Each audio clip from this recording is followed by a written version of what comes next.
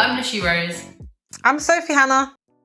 And I'm Mona. I'd like to welcome you back to episode 84 of Ethnically Speaking, the show where we discuss everything affecting the UK's highly melanated communities, from pop culture to current affair and everything in between. We always keep it 100, and today we'll be talking about Britney Spears and being in control of your own life. So I'm sure many of you are aware of the current circumstances that Britney is in. She's appeared in court last week and spoke publicly for the first time about the conservatorship that has governed her life for the last 13 years, asking for it to be put to an end. The conservatorship started in 2008 when concerns around the singer's mental health arrived.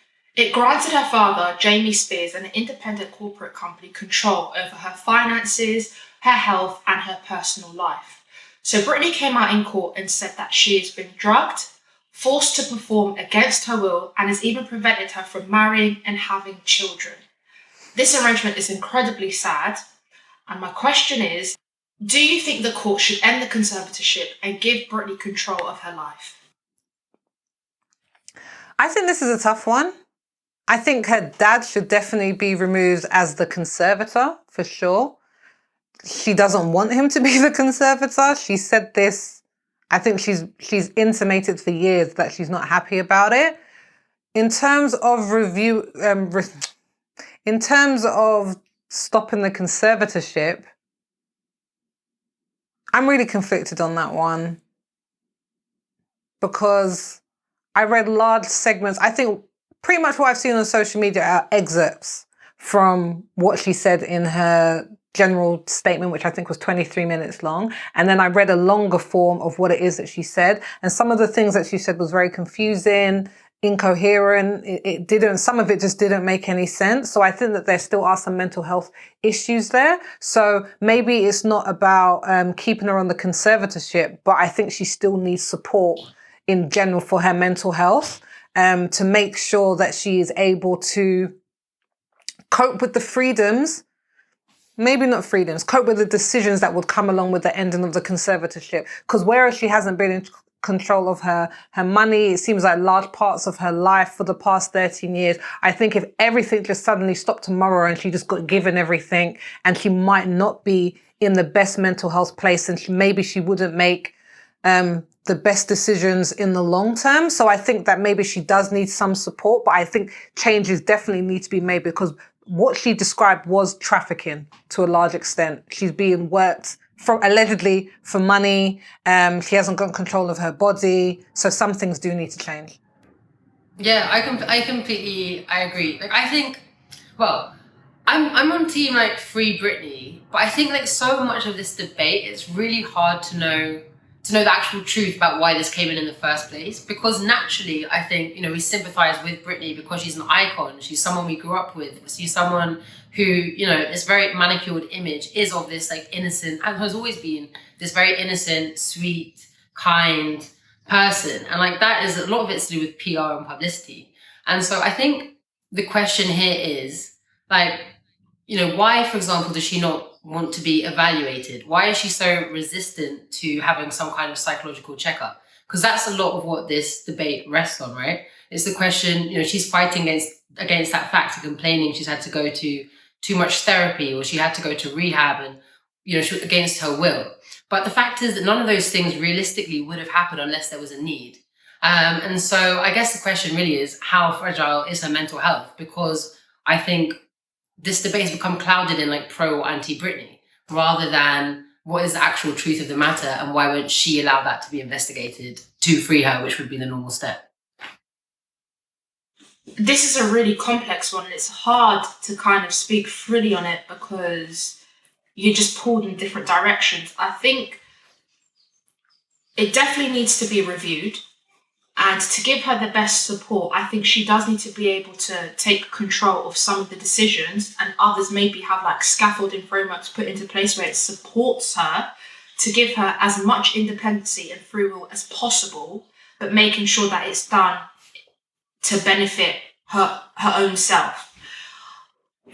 The claims about her being forced to work and forced to perform, those don't sit right with me, because if she is deemed incapable to make decisions for herself, why, when money is involved, is she capable of performing? Because I think when we look at mental health, pressure doesn't help at all. I've never been on tour. I'm not a pop star apart from in my head. I can't see how that would benefit her in any way. That amount of pressure, the grueling regimes, the training, dancing, that's a lot. And if her father is in control of making these decisions, who is the one that is the gatekeeper to say, okay, well, you know what, this might be in her best interest and this might not. If something is in her best interest in terms of finances, it could be detrimental to her health. So where is that holistic approach where we're looking at her as a whole figure rather than like just looking at it in fragments and bits and pieces? It seems to get a little bit cloudy there. Also, like, I really love The View. I love Sunny on The View, the American daytime show with the group of women. And she's a lawyer. Sunny's a lawyer by trade. And she was talking about how difficult it is to actually put somebody under a conservatorship, and that there are two types in America. There's conservatorship for your estate and one for the person, the physical person themselves. And they're saying Britney is under both, which is very rare. And they were saying in order for her to put underneath this, they would have had to be a plethora of evidence to say that she was, at the time, unable to manage herself and her finances. They were saying they would have had to provide substantial evidence. So this isn't something that, at least when it was started, was put on lightly. I don't know what's happened since then. So I think that there were some issues there. And I saw something that was written in the BBC. And it was really interesting because they were asking opinions of different people. And I think a lawyer was speaking and they said to him, what did you think? And he was saying, to be honest, if I was a lawyer, this probably didn't help her case. He was like, yes, it showed the public what was going on with her. But he was like, in order for a conservatorship to be lifted, number one, she has to file a motion. You can't just ask for it. You have to file a motion, and she hasn't. And number two, you would have had to said, at the time, I felt that there was a need for it. Now I've worked on various things. These are the steps I've taken, A, B, and C, to make sure I'm in a different place. I can now provide witnesses to say that I'm in a better place. These are decisions that I've made, blah, blah, blah, blah, to show the judge that you're competent. And I'm not sure if her statement showed that she's able to manage everything probably all at once if it was suddenly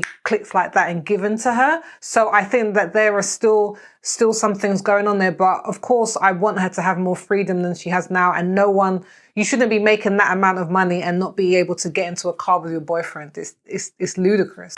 Also, what's crazy is that her allowance is so much smaller than her father's, right? He gets like 16 grand a month. She gets £1,000 a week. I mean, it's still a lot of money, but you know what I mean? Like, that to me doesn't make any sense.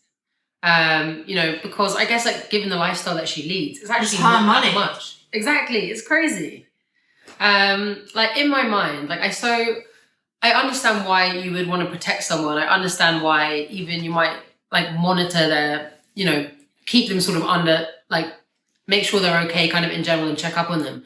But actually, like, the truth is, what is she really going to do? Because presumably, and I guess this is again coming back to the stuff we don't know, she's not a danger to herself or to others, right?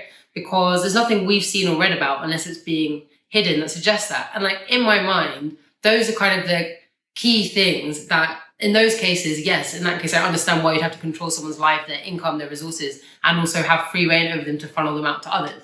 But that for me would be like the line. Otherwise, I think it's really hard to justify controlling somebody in that way or their finances. The fact that it's her dad as well who is in control makes me question the pure intentions as a whole, because some of the things that she's brought up about being drugged, not being able to have children, not being able to marry, I'm just like, and this helps how? And like I said, when you compare it to her money not being impacted or her regime and schedule that enables her to work not being impacted, I'm inclined to believe, so are you in it for the money? You know that your child is a money-making machine, and are you happy to keep generating that income even if it's at the expense of her well-being? Because if this was something that happened in my family, for example, this needs like an emergency family meeting, right? and whatever is happening needs to come to a halt, because we need to be able to make an informed decision and understand what exactly is happening, what is going wrong, and what do we need to work on. How can you allow certain things to continue and certain things not to continue? Because I think for her to have a child and to get married and to be given somewhat a normal life, right? Giving her that freedom, how does that impact her in a negative way? If she had a child that she was unable to look after, the same way that he has a conservatorship over Britney, I'm pretty sure if he cared that much, he could intervene and help that child too. But there doesn't seem to be, and I don't know too much, which is why I'm not trying to jump and go with any ludicrous claims, but there doesn't seem to be much care for that avenue. It just seems to be about the money, even considering how much he gets in comparison to her. It seems a lot to do with the money rather than Britney as an individual. Well, if we're to believe what happened with her first two children, the father, Kevin Federline, got custody because he had said that she was unfit and that there was erratic behaviour going on, and he got custody of the children. So I think what happens in the past doesn't mean it's going to happen in the future. But I just want her to have the support she needs to live the life that she wants. They said in the UK that the equivalent is called a deputyship. That's the equivalent of what it would have over here. But the point is, it's supposed to give the person as much freedom as they possibly can to live their life. Like, you might have to understand that there's certain things that you might need to have a say in, or I want to stay away from the word control, but you might need to have a hand in things to protect the person. But it's always supposed to be with the underlying idea, as much freedom as they can cope with, as many decisions that they can make, they should be allowed to, in order to live their life as much on their terms as they can. Just going back to the point of her, with the children, I was aware of the Kevin Federline situation and who had custody, but it's not to say that we are saying this, but it's just posing the question: who are we to tell someone else that they can or can't bring life into this world? That's a very big decision, a very, very big decision. And if she feels, not that it's been something that she said, because it's one of the points that she made, if she feels, she's not saying I want to have children, I just want to have the choice to say that if I wanted to have children, I could. To not even have that choice and that control over your own body, especially as a woman, that in itself is enough to cause enough mental health issues or to contribute to how you're feeling. That makes me feel really, really sad for her. Amongst other things, yes, but that one really strikes home to me, because I just think that is so detrimental. And putting in frameworks to help her. If she was saying, I want to have children, and they're like, okay, cool, we're going to implement some help, whether it's some nannies, whether it's putting in a regime or, shared partnership, there doesn't seem to be that talk of trying to support in decisions. It seems to be a straight black and white, this is what you can do, this is what you can't do. It's kind of on a separate note, but something that kind of, again, coming back, I guess, to the IUD, the IUD that she has, right? That means she can't have kids at the moment. You never see stories where someone's been given a forced vasectomy. It's kind of it's so gendered in that way, because it's, as you said, it takes away something that's so essential, obviously debatable, essential to being a woman, right? That biological reality. And kind of, the more we talk about this situation, it's also, again, it's that familiar story of a father, always the father figure rather than the mother controlling the women and then taking away, as I say, their right to procreate. And that, again, I was just thinking, you never see it the other way around. There's a gendered issue to this, which is a man controlling a woman, and people being able to justify things like the conservatorship or whatever it might be because they understand that trope and it's so familiar to them and they don't have an issue with it. I feel were it the other way around and a mother control, you know what I mean? If it was the mother controlling a son or something like that, I feel this would just never have happened. Something about it is also, I do think, comes back to that idea, and in my mind would have been again, speculatively, would have been key to how this decision was passed in the first place. There's something in me that, this is just my own 2 cents. My spirit doesn't sit well when it comes to Britney Spears' father. I feel the name being Squeaky Clean is what both girls profited from. And I remember I was a big fan of Zoe 101 and I loved it. And when Jamie Lynn Spears became pregnant, that show came to a halt. They wrapped it up completely. And I didn't really hear much from Jamie Lee Spears again. I didn't hear about her in the acting side, didn't hear about like in her singing career. It came to a halt because she got pregnant really young. Now, the Spears family, like I said, they have benefited a lot of having the squeaky clean daughters, having idols that young girls can grow up to be. And if they don't conform to that, then it's all or nothing. She got shunned very quickly too, and you didn't hear about Jamie Lee Spears anymore. She's a very talented woman in her own right. Britney Spears is almost the same. However, not to compare them, but she was like a superstar. So it's actually quite difficult to just put her career on a hold. However, she seems to be on a leash. Like, okay, if you want to call it this, you want to quote unquote bring shame to the Spears' name, then I'm going to have to kind of keep this under control and keep it under my thumb as best as I can. And that just seems to be the impression that I get from Jamie Spears. And that's just me adding my own 2 cents. Maybe that's why this situation doesn't sit comfortably, because it's like it kind of happened, not similar to the conservatorship, but it was a similar way he took control over Jamie Lee Spears' career. Seems to be copy-paste again with Britney. So it doesn't seem to be a one-off thing. It seems to be maybe like a character trait that we're seeing portrayed with both women. And, you know, to be honest, I think the dad does seem a bit dodgy to me. He does to me.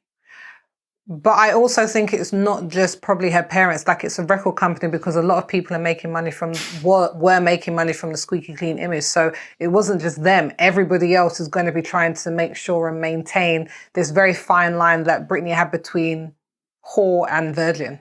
That was the line that they wanted her to encapsulate. So they were saying, like, when she's dancing with the snake in slave for you, which I love, and they're like, the python represents like a penis, and she's dancing, you know, like, I'm a slave for you, and she's always wearing these belly tops, and they're like, oh, it was just hot in the South. But they're trying to create a very sexy image on a girl who was like 16 years old, and she's getting this sort of attention, and she was trying to draw that line. They were trying to draw that line with her so that she can appeal to young girls, but also she can appeal to the opposite sex as well. Something that you said though, Mona, and I just want to make it clear, I'm not talking about Britney. I'm just talking about in general. I worked in a hospital and I worked on the pediatric ward. And one of the jobs that I had was looking after babies whose parents were addicted to drugs. Some of the mothers were in prison, had given birth in prison, had babies on the ward. Some of them would come and visit and then would have to have their rights taken away because they were trying to meet up with people at the hospital and then smuggle in drugs. Then they couldn't come anymore. And these babies were severely addicted to drugs. And our job was to kind of wean them off of it. So I guess I feel very conflicted about people saying, oh, you know, people should just have babies whenever, wherever. Like, some people are like high on drugs and they don't know what they're doing, and they're sleeping with people, not using contraception because, you know, they're not in their right mind or whatever. And then sometimes the children have to deal with the consequences of those decisions, either physically, mentally, in their life, or having lives that are just very dysfunctional.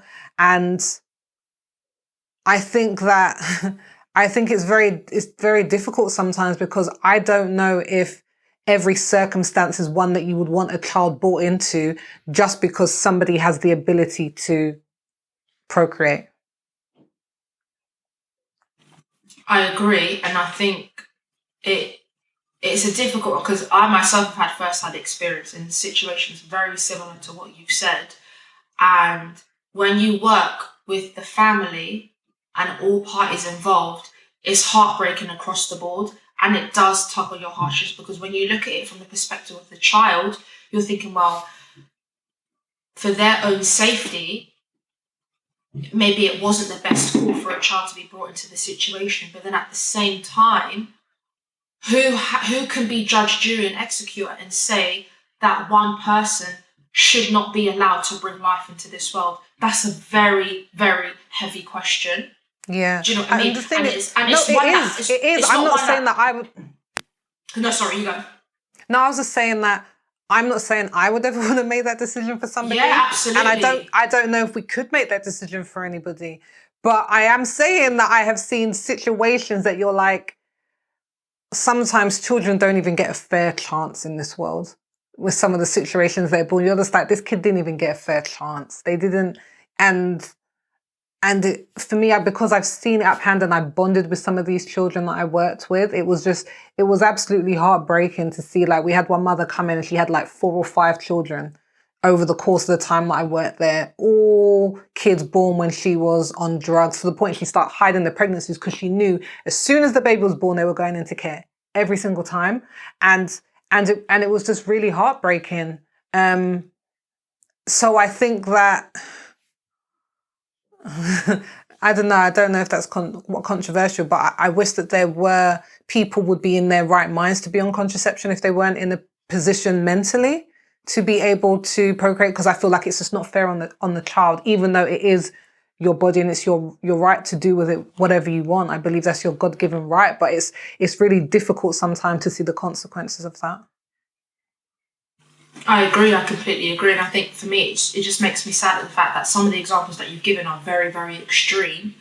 And unless I'm not well informed or all of the information hasn't been given to us, Britney doesn't seem to be in that extreme or erratic state. So if there's people who are navigating the world and that's their lifestyle involved in drugs, crime, and they are just, having children, here is someone who arguably isn't in the same extremes, but yet has that decision taken away from her. It's who seems to be the gatekeeper to say that, okay, well, this person gets a pass and this person. And as you've just explained, it's so difficult to say who has that right over someone. But here we're discussing how Britney's dad does have the right, and he has put that into practice for her to be on contraception. And this is what I mean, where it's such a hard one, but the decision's already been made. And what she's doing is she's not talking about having the option to have children. She doesn't have that option. It's already been made for her. What are your thoughts, Nashi? I'm really conflicted because I think, actually, prior to this conversation, I would always have said, I think everybody, if they want to have a kid, has the right to have a kid. And like in my mind, kind of forced sterilization, which I guess is slightly different to being on contraception. But in theory, I mean, is it really that different if actually the outcome is the same? It's just a different method to the same end, right? And so in my mind, I associate that kind of thing with genocide, ethnic cleansing, whether in China at the moment or India during the emergency or whenever. And that's always been used as like a tool, like a weapon of war. And sort of sterilization and fertility are basically weaponized frequently throughout history and throughout cultures. And for that reason, in principle, I think it's wrong. But then just listening to what Sophie was saying, I'm just thinking about it in my mind, because actually I think I'm changing my view in the sense that actually does the right of the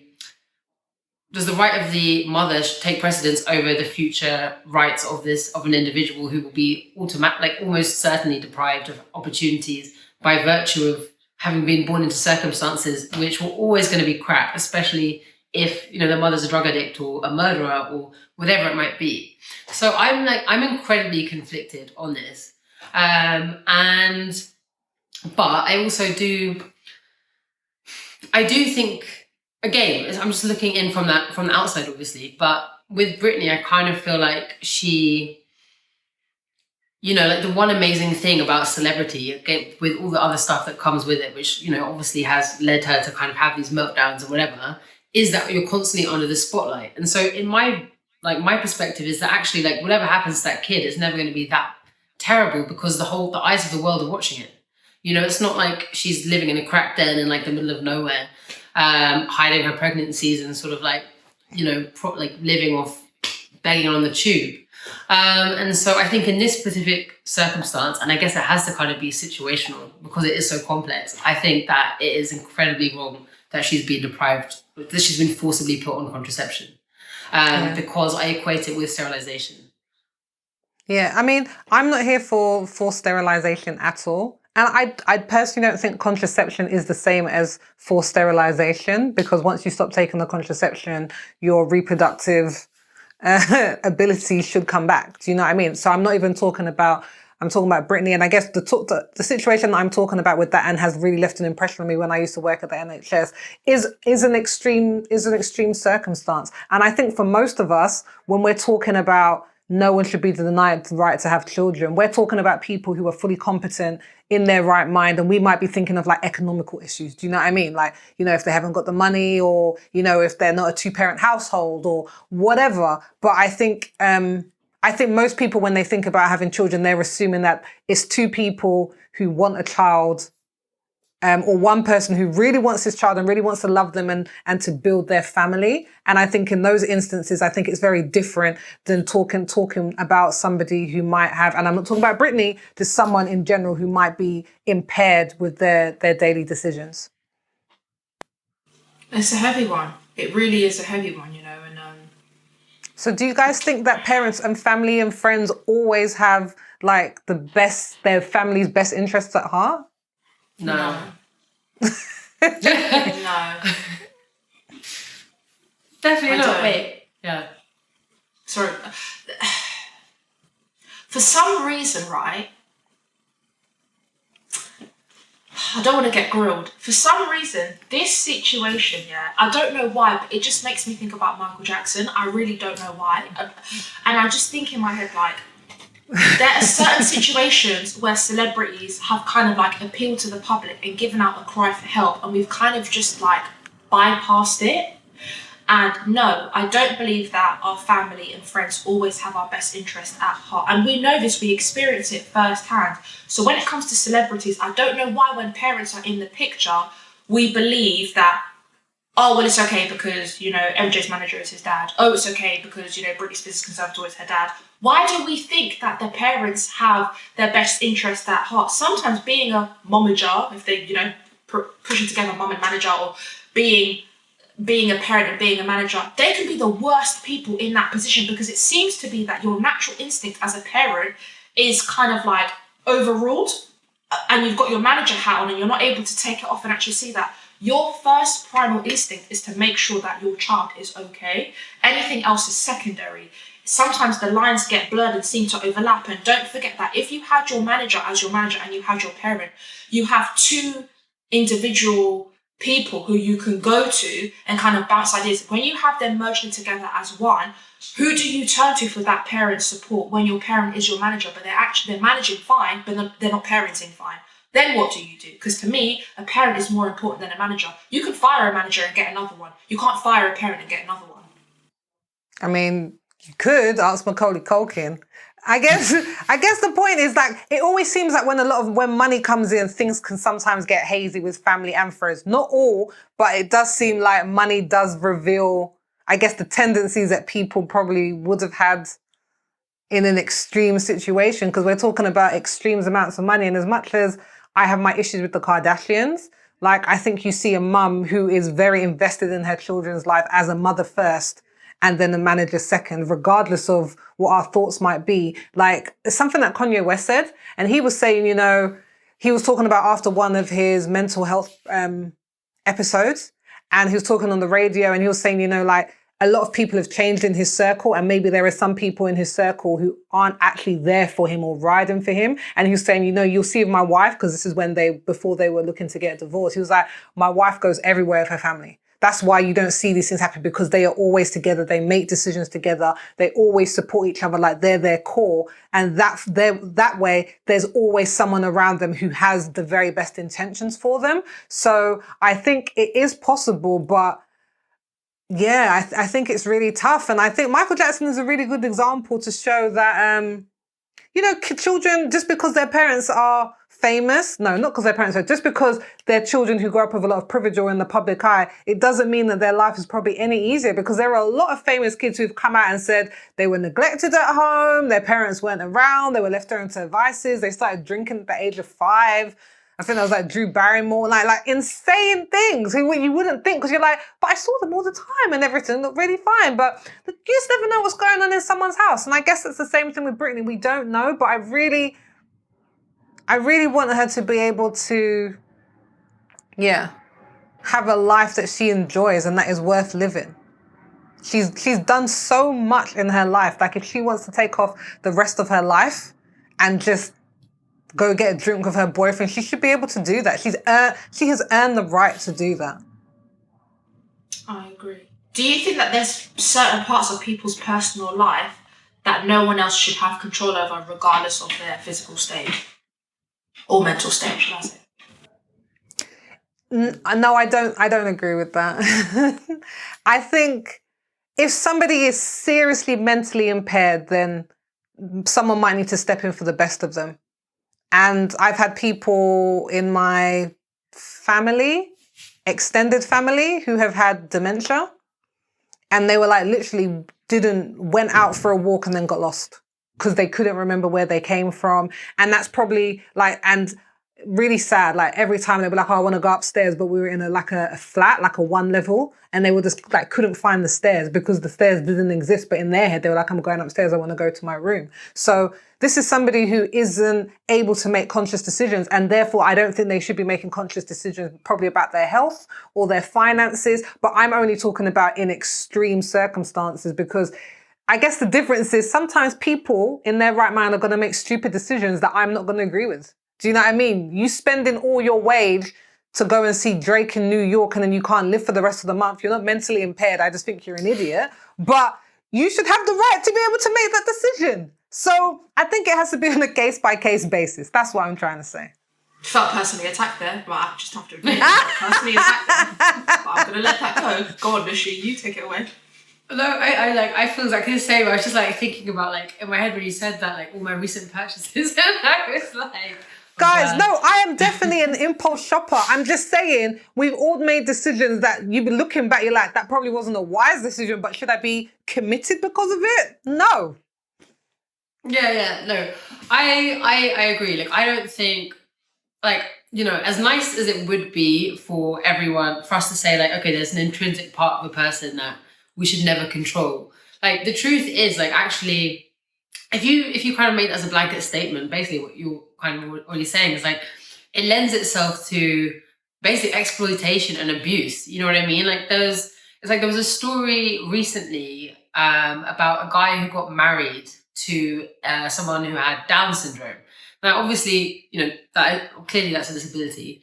And, you know, the parents of this person had like fought the courts against like this marriage being able to take place, because ultimately, like in their minds, it was seen as rape, like marital rape, even though they were married, because the girl he was marrying obviously didn't have the same mental capability. You know, I don't know what the politically correct way to, you know, was clearly not as aware of all the sort of power dynamics and so on that were taking place, like in this union. They were approaching it as equals when clearly they weren't equal, but legally, like this, you know, like it's a debate that's still going on. Should that marriage be legal or should it not be? And so I guess that's kind of, it's a completely different subject, but I wonder what you guys would say in that circumstance. If the person with Down syndrome is in love with this older man, and he claims to be in love or is in love with this girl, but clearly something slightly unsavory about the whole thing, do you think that they should be able to get married?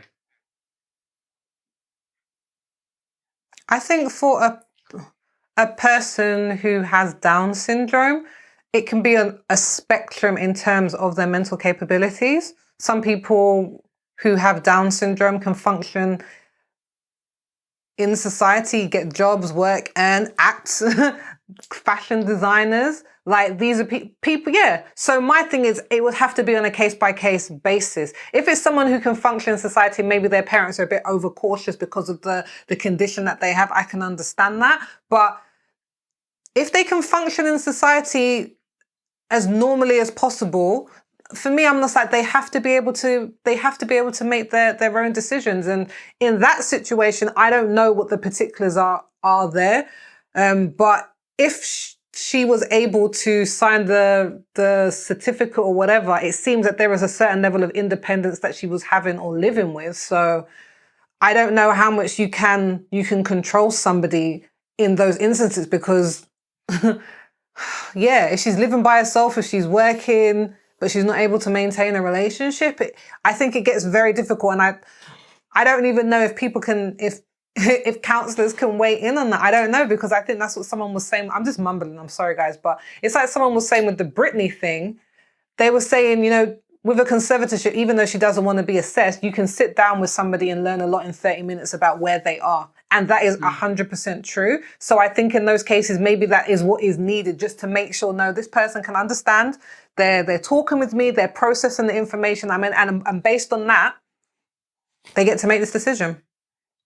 I feel like it's a hard one for me to comment on, you know. I feel like my heart is in my throat as we're talking about this. I'm just like, because, you know, like your head is saying one thing, your heart is saying another thing. I think that because we are in a spell where we're really like pushing for inclusivity and giving everyone equal opportunities, I guess situations like this actually highlight to you how much opportunity there is for career development for professionals to come into these spaces where they need to be professionally talked about and have services that are available to accommodate these situations, if that makes any sense. But one of the things that I love is that we can have these lightweight conversations, then we can have these really heavy conversations which actually really get your brain turning. My brain is literally on fire right now. But I hope that we can keep this conversation going, and let us know your thoughts in the comments below. Do you think that we should hashtag free Britney? Let us know. For a summary of everything we've discussed today, head over to unitedmillennialgroup.com/ESO84. There's a link in the description below. If you're watching us on YouTube, don't forget to subscribe to our channel, hit the thumbs up and the notification bell so you don't miss a thing. Ethically Speaking, we'll be back on Friday. But until then, wear your masks, wash your hands, and most of all, stay safe. Bye!